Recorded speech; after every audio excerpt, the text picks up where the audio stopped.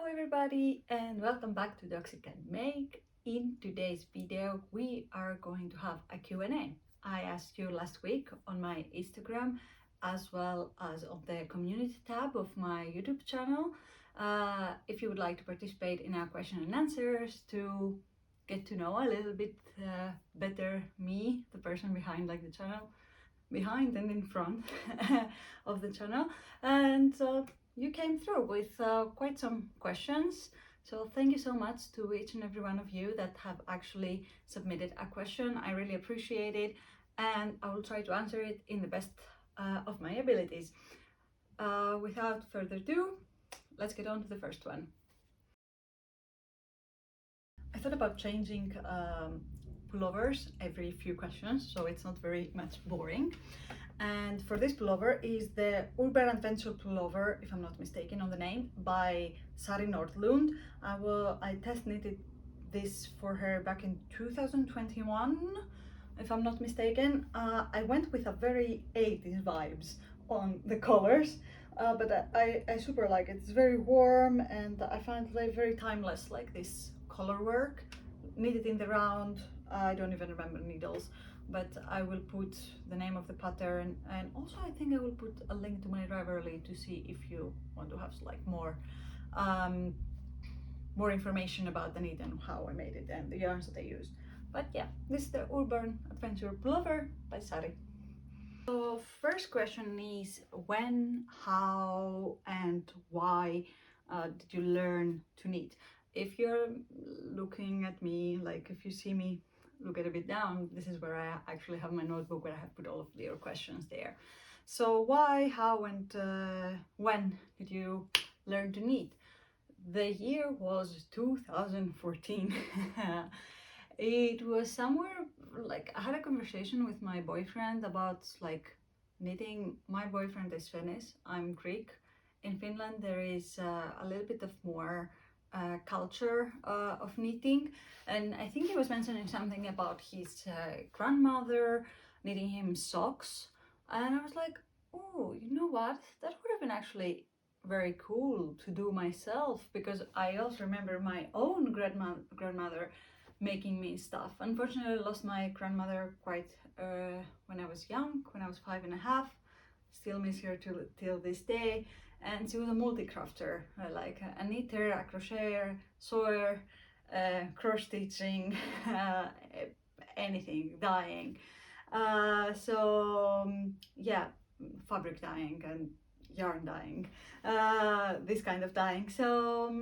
Yeah, and then I asked my mom. My mom is a super talented crocheter, but she doesn't know how to knit, and said that I have a colleague from work that and a friend that knows like how to. I will ask her for a coffee and she will come show you. So yeah, the lady came. I didn't understand anything, like anything she showed me. It looked super hard. I couldn't even understand how the yarn was going, where the needles were going. And I was like, I'm stupid.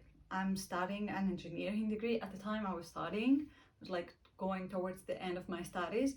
I was like, I'm studying an engineering degree and I can't pick up on that.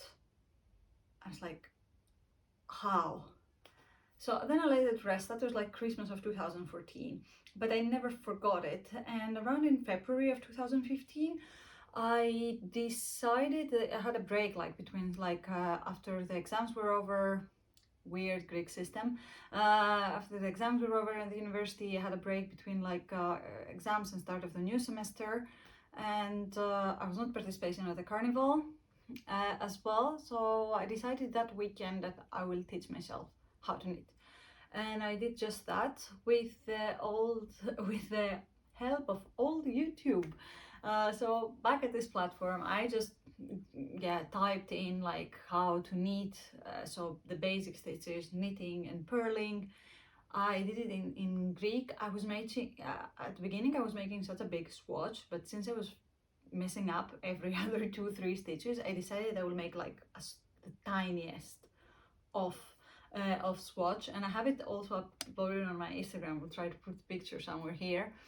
And then I was just like knitting, casting on, knitting, then purling. Then I made like this huge like tube, like rectangular thing of me just trying to knit and then purl, so stockinette.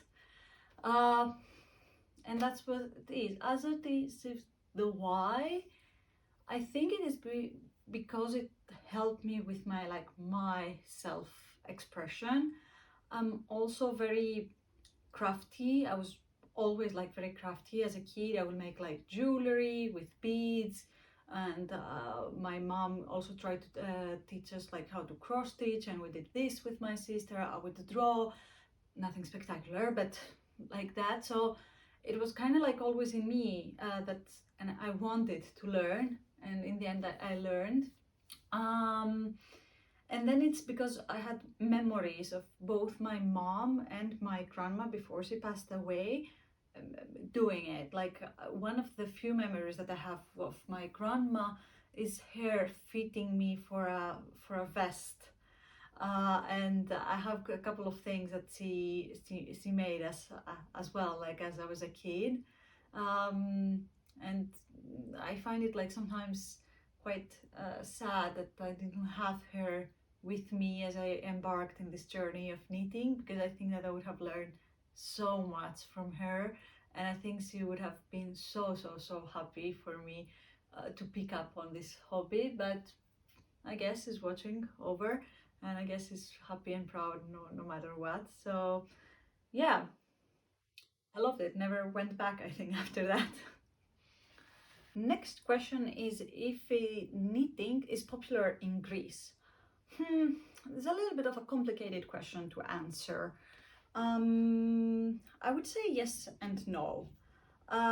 Yes, because as I said, like I had friends of my mom that knew, and my mom crochets, so it's a little bit like, I don't want to say that my mom is old generation, but yeah, like a little bit older generation than me, that knew, because either they got taught by grandmas and mothers, or some of them even older, they were taught at school, and they had this kind of handicraft, like craft lesson at school, which we didn't exactly had. We had another lesson at school.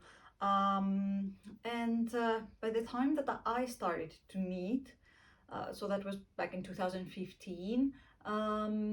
It was not I don't remember anybody from my university actually knitting, or at least anybody that I know, because maybe someone else was there that I didn't get across from them.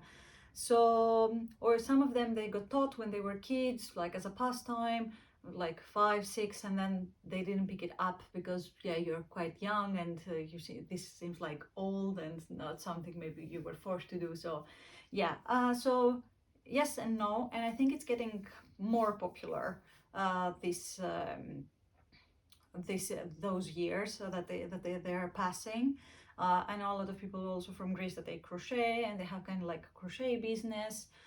So yeah, I would say if you compare it like to the Swedish and Finnish culture, it's not up to the same level, which is quite like a pity, because we do have like a lot of culture of handmade stuff, of cross stitching, and I have a lot of handmade, from towels to tablecloths to anything, from my grandma and my great grandma as well. It's quite like a tradition to make those kind of stuff for the kids when they get married, to have their own things like tablecloths and towels and blah blah and whatever.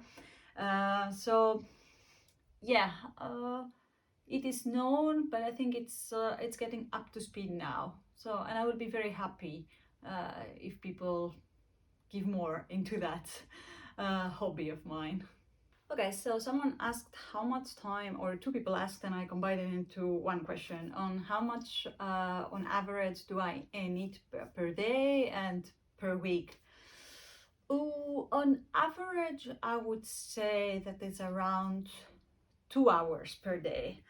But I have to say that not every day it's 2 hours. One time, like one day it can be like 2, 3, 4 hours, and one day it can be zero, because I didn't have the time. I was like preoccupied in another way. I was like tired, not inspired, stuff like that. So I will round it up that is around like 2 hours. So that would make it like 14 hours per week, which in my mind sounds a little bit little, but yeah, but I don't think it is. So yeah, some weeks can be more, some weeks can be less, like really depends, but I think on average it's like 2 hours per day, so 14 hours per week, something like that. I also read, like I picked up a lot on my reading this year or the past years, so that can hinder a little bit my, my process, because I haven't yet learned how to read a book and at the same time knit, and or what I'm currently knitting or crocheting needs a lot more my attention, so I can have like my eyes on the book and knit at the same time, but I can do other stuff, like I can watch TV and stuff like that, but it really depends on the complexity of the pattern as well. Yeah, so 2 hours or 2 hours per day and 14 hours per week. For this question, I had to dig really deep in my memory, because I have a specific memory on what was the first thing that I made, but I couldn't remember any other. So the question is, what was the first three garments that, or not garments, but what was the first three things that I ever made? So the first one that completely came to my mind was a vest. I will once again put a picture as I speak. So it was a vest. It was inspired by a vest dress kind of a thing from H&M. That it was not possible to buy it in Greece. Online shopping was not like H&M didn't have an online shop for Greece at the time, and I was not living in Athens or Thessaloniki to be able like to go to the store and buy it. So I was like, you know what? I have learned now how to knit. I will make it myself. Yeah, that's the kind of person that that I am. And so I went, picked up material like the same, it was like main body wide and ribbing, and had a V-neck. And I started an adventure thanks to my aunt. Is actually, in Greece we call them aunt, but she is the first cousin of my grandma, and they grew up together, so she was the one that insisted on how exactly I knit, like my knitting style. I will talk about it later in another question.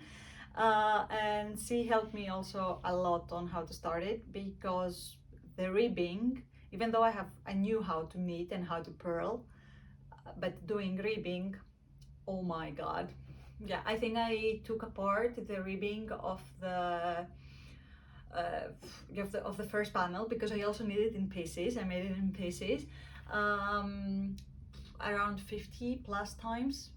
Yeah, like it was insane. I don't know how I persevered and made it. It was crazy, but I made it. So that was the first one. I think now my second one was another vest, like an open vest with a hood for the kid of a family friend of ours. I think I have a picture of that kid wearing my creation, and thank God that the mom let me actually liked it and put it on to her kid. And from what she told me is that the kid liked it. I'm gonna put a picture, but of course I'm gonna obscure like the face of the kid. But yeah, and I think my third make, if I'm not mistaken, I don't remember, that was like back in 2015, 2016. I think I made another jacket, like cardigan, a small cardigan for the godchild of a friend of mine that asked me. And what was like super crazy, I convinced my mom, I took pearls and I convinced my mom, and we put like the initial of the kid like at the front.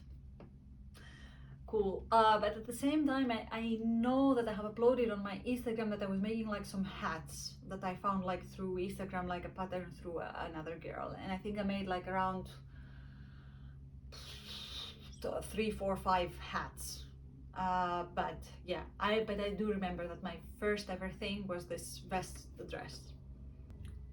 This question ties in with what I said like before of what I do like when I'm knitting, and it says if do I like to do something in parallel with knitting, like watching series, etc. Yeah, absolutely. I can also knit in silence, but those are very rare moments. Whenever I would knit, I would usually watch either a series or a movie or something on YouTube, or I will listen to an audiobook. I can also hold a conversation while I'm knitting, especially if it's something like as mindful as stockinetting the round in circular needles. But even back and forth, I can hold like a conversation, and that's thanks to knitting cafes and like all this experience that I have gotten by like knitting so much for the past years. Um, I developed like a resting hands syndrome of a sense. So even on meetings at work, um, I can knit because it helps me focus better.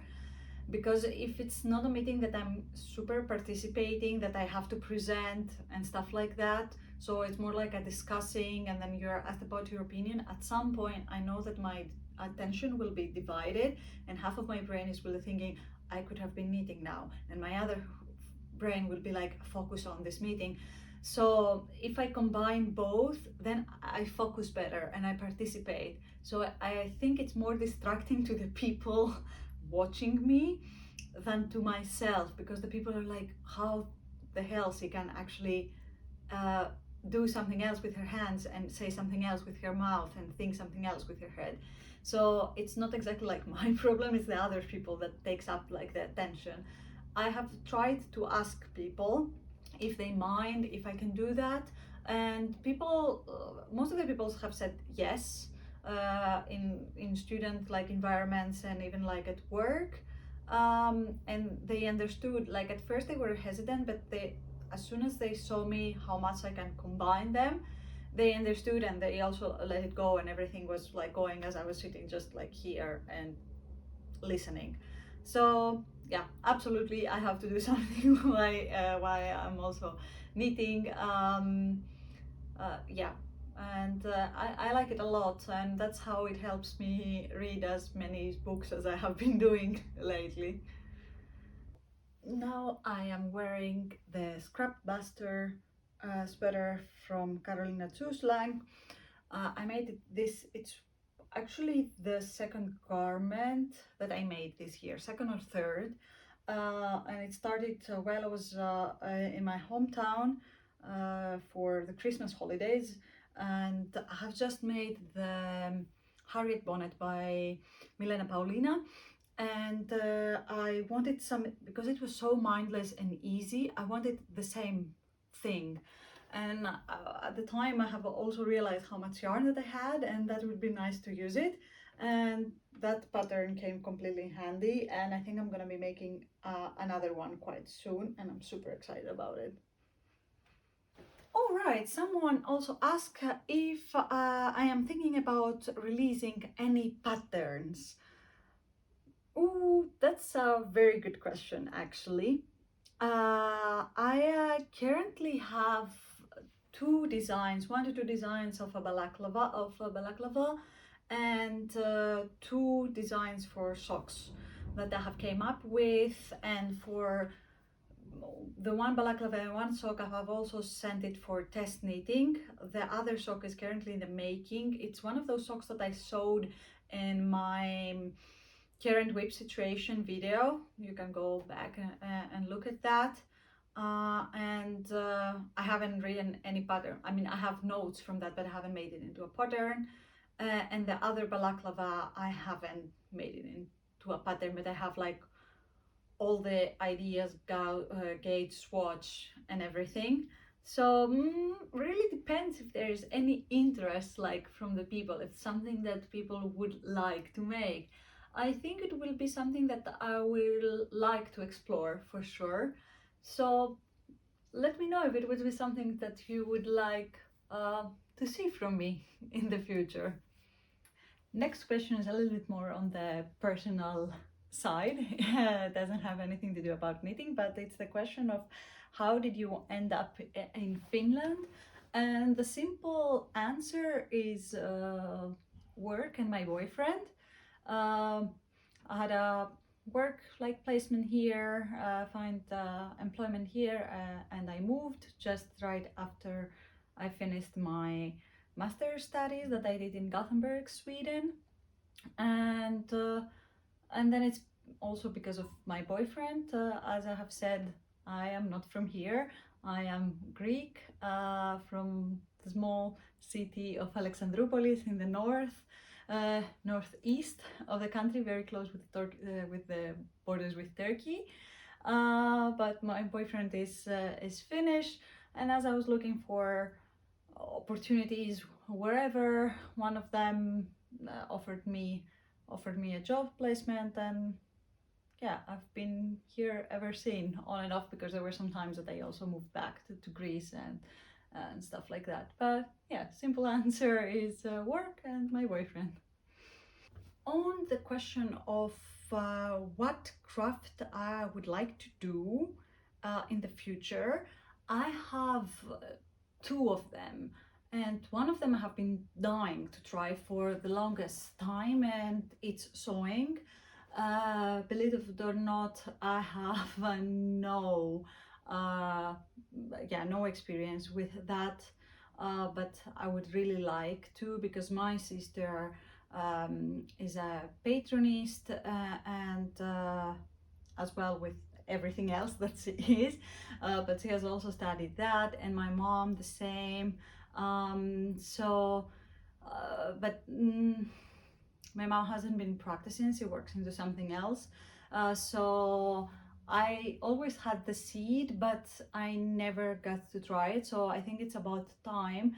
The thing is, I'm not sure if I have the space for it, because knitting and crocheting takes quite a lot of space if you have my yarn hoarding tendencies, or every knitter's tendencies of getting like yarn and stashing it and then not using it and then getting new yarn.